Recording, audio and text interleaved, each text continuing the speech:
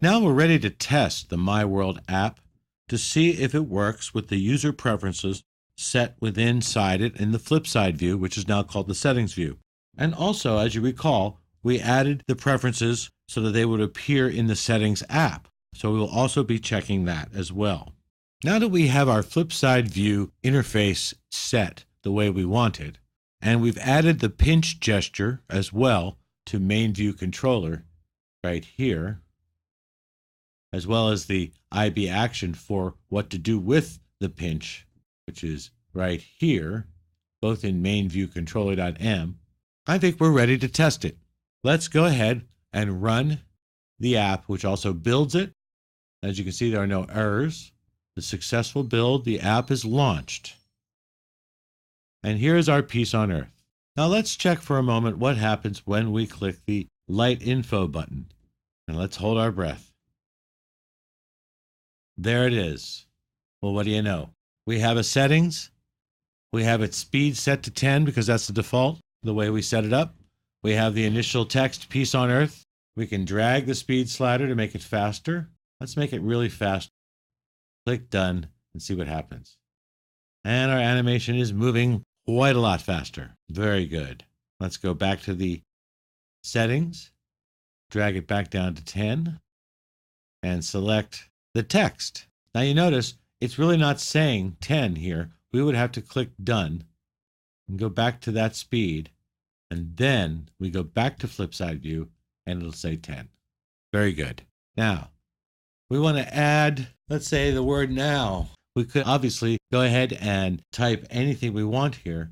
But as you can see, the text field is working. The keyboard appeared. We're using our own computer keyboard here because we're running a simulator. But if we wanted to, we can simply use these keys and type out now, and even use an exclamation point. When we're done, we click next. Now we have new text. We have a speed. We'll slow it down a little bit. And we'll click done. And there's our animation. Also, our ad works too, as you noticed. Notice that the text is smaller. And that's because we are fitting the text within the field. So it automatically reduced the font size to fit. Now let's test our pinch gesture, which is actually an unpinch, to see if our unpinch can change to the flip side view. So as you recall, in order to do a pinch or an unpinch in the simulator, you hold down the Option key on your keyboard, and the two dots that appear show where your fingers are. So if you were going to do an unpinch, you would be dragging outward. And there it is. The pinch gesture worked. We are back in the settings view. So let's click that done button again. And here we are back in our app. And everything's working perfectly. Well, now there's one more thing we need to check. We need to check if the settings can be changed in the settings app. So in order to do that, we're going to quit this app by pressing the home button down here in the simulator. Now, just for your benefit, you should know that an app doesn't actually quit completely. It's not terminated, even in the simulator. It is running in the background, and you can find that by double-clicking here, and there it is. And we go right back to where we were with the text that we had added, since we had added the word now, and with the flip side view the way it should be. Only we're going to up it back to 10. Click done. Click the I. Well, 9's close enough. Now we'll click done. And we'll close the app again by single clicking. So our MyWorld app is sitting here, and we want to see if we can find the settings app. In order to do that, actually, we have to swipe this way. And we see here's the settings app. So we tap the settings app, which means we click on it. And here's our settings app. And lo and behold, we have a section called MyWorld. We click on that, and there it is, our phrase, peace on Earth now, and our speed. Let's move the speed up a little. Let's change peace on Earth now, and we'll go backwards here. We'll use the keyboard, and we'll say, today. Now, we don't have to use all caps. I just think it looks better on the screen in the animation to use all caps. You can just type anything you want here. So then we'll add an exclamation point as well. So we have a longer phrase, peace on Earth today, and we've sped it up a little bit here. So let's close MyWorld's section of settings, and then click the home button again to close settings. Now, let's drag again and go back to MyWorld and open it up. And sure enough, it's moving faster. We have the word today and an exclamation point.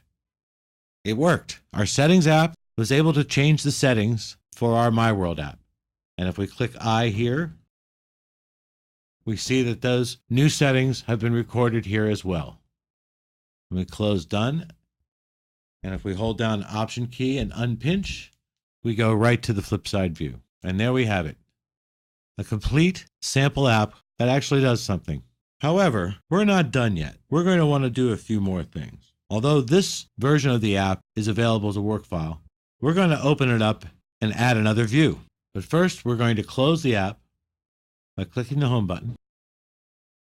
And we're going to reset the simulator. And this is what we want to do. For a fast reset of all apps and all data in the simulator, including the settings data we just set, we want to go up to iOS Simulator and choose Reset Content and Settings and click this reset button.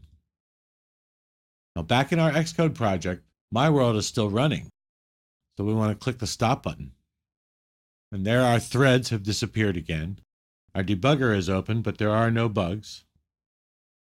However, if you'll notice, if we open this up a little bit, and console output is showing us the UI pinch gesture, the end log statement we had put in to display where the touches were occurring. If you go back to the project navigator here, and we can see actually right above it here in main view controller, our handle pinch gesture, where the NS log right here is displaying that information in the console. And that's a nifty way to figure out what's going on in your app, especially for debugging purposes. We're going to get more into debugging later, but for now, you can close the debugging window by clicking this button right here.